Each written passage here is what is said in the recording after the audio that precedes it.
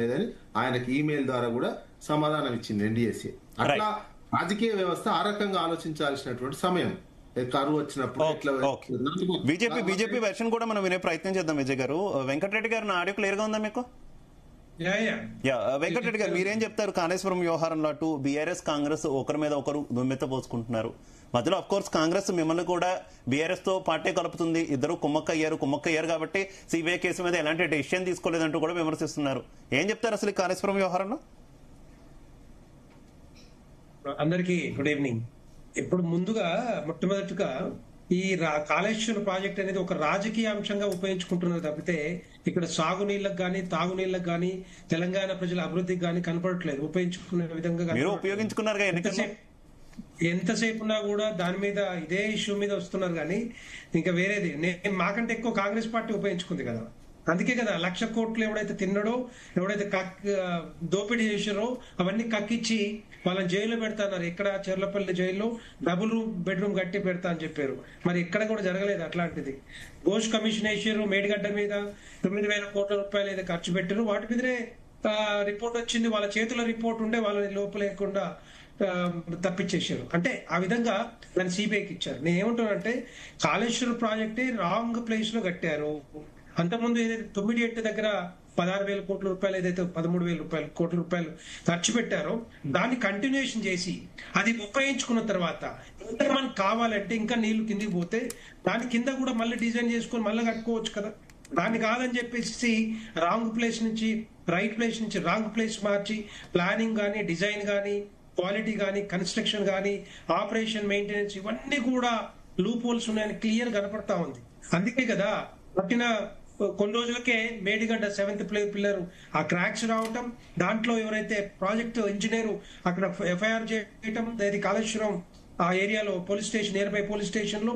కానీ అప్పటి నుండి దగ్గర ఒక 2 years బీఆర్ఎస్ ప్రభుత్వం కానీ కేసీఆర్ గారు కానీ పట్టించుకోలేదు. ఆ క్రాక్స్ వస్తున్నాయి, దాన్ని రిపేర్ చేయాలని ఆలోచన కానీ అవసరం లేకుండా మరి ఎందుకో దాన్ని పట్టించుకోలేదు. అందుకే కదా ఆ క్రాక్స్ మెల్లమెల్లగా పెద్దగా అయిపోయి అది కూలేంత పరిస్థితికి వచ్చిందంటే అది డెఫినెట్ గా ఏదైనా ప్రాజెక్ట్ కట్టాలంటే 3 సంవత్సరాలు 2 సంవత్సరాలు కాదు కావాల్సింది. మనకి ఎంత నాణ్యంగా కడతాము, ఎంత క్వాలిటేటివ్ కడతాము, ఎన్ని రోజులు ఉంటుంది. ఎందుకంటే ఒక ప్రాజెక్టు 1,00,000 కోట్ల రూపాయలు ఖర్చు పెడుతున్నాం అంటే 100 సంవత్సరాల పైన ఉండాల్సిన అవసరం ఉంటుంది. ఏదో 3 సంవత్సరాలకో ఎలక్షన్ కోసం మేము కట్టి ఏదో ప్రజలకు చూపించి మేము నిజంగానే ఎంత ఫాస్ట్ కట్టినాం చూడండి, మీరు మాకు ఓట్లు వేయండి గెలిపించండి అని చెప్పి చెప్పడానికి కాదు ఎంత కూడా.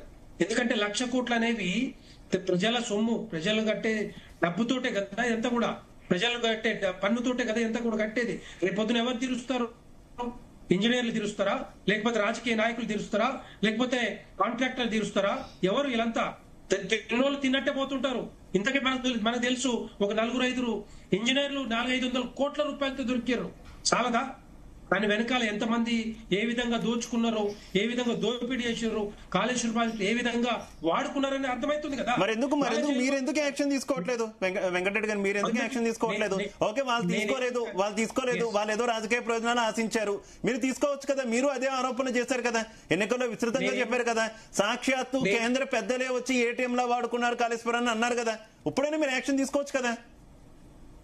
భారతీయ జనతా పార్టీ ముందు నుంచి కానీ ఇప్పుడు కూడా డిమాండ్ చేస్తా ఉంది. మేము అడిగింది కాకుండా కాంగ్రెస్ పార్టీ ప్రభుత్వంలోకి రాకముందు వాళ్ళు చెప్పిన మాటనే చెప్తున్నాను. ముఖ్యమంత్రి గారే రేవంత్ రెడ్డి గారు ఇదే మాట చెప్పారు. 100 సార్లు 100 మీటింగుల్లో చెప్పారు.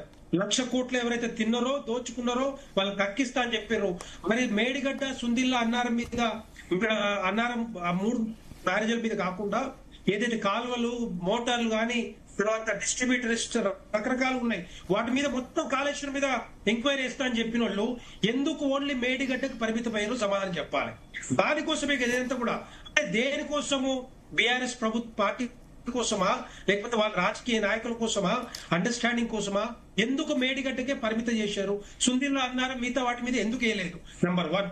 నెంబర్ 2 ఏంటంటే రిపోర్ట్ వచ్చిన తర్వాత కూడా వీళ్ళ చేతుల్లో అన్ని ఉన్నా కూడా, వీళ్ళ చేతుల్లో ప్రభుత్వం ఉన్నా కూడా, జైలుకు పంపే ఆలోచన ఉన్నా కూడా, అవసరం ఉన్నా కూడా ఎందుకు పంపించలేకపోయారు? ఎందుకు సిబిఐకి ఇవ్వాల్సి వచ్చింది? సిబిఐకి ఎందుకు ఇవ్వాల్సి వచ్చింది చెప్పండి. అంటే ఏదో మొత్తానికి ఒక తతంగమో రాద్ధాంతమో ఏదో ఒకటి ఉన్నట్టు కనపడుతుంది కదా. వాళ్ళ బీఆర్ఎస్ పార్టీ కానీ కాంగ్రెస్ పార్టీ కానీ ఇదే అడుగుతున్నాం. మనం ఎప్పటికైనా మేము చెప్తా ఉన్నాం, మీకు చిత్తశుద్ధి ఉంటే, మీరు అన్న మాట నిజమైతే, నిజంగా డిమాండ్ చేసినట్టు ఏదైతే ఉందో టోటల్ కాళేశ్వరం మీద ప్రాజెక్టు మీద ఇప్పటికైనా మీరు ఆ రిపోర్ట్ తెప్పించుకొని దాన్ని సిబిఐకి ఇవ్వండి.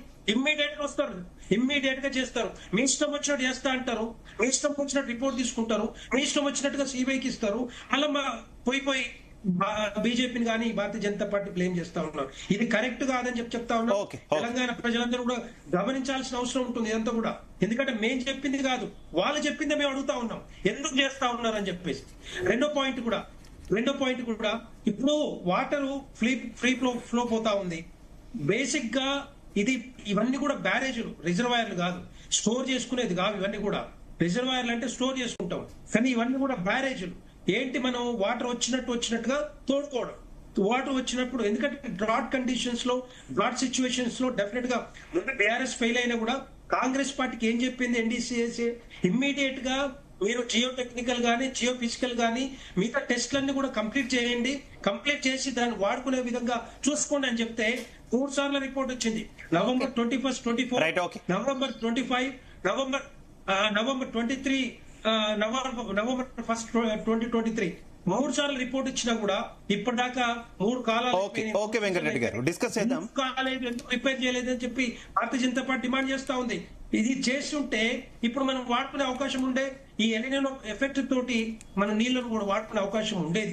రైట్ ఓకే వెంకటరెడ్డి గారు డిస్కస్ చేద్దాం, కంటిన్యూ చేద్దాం. మనం కంటిన్యూ చేసేలోపు ఇప్పుడు ఒక షార్ట్ బ్రేక్ తీసుకుందాం DNA లో. బ్రేక్ తర్వాత మళ్ళీ కలుద్దాం.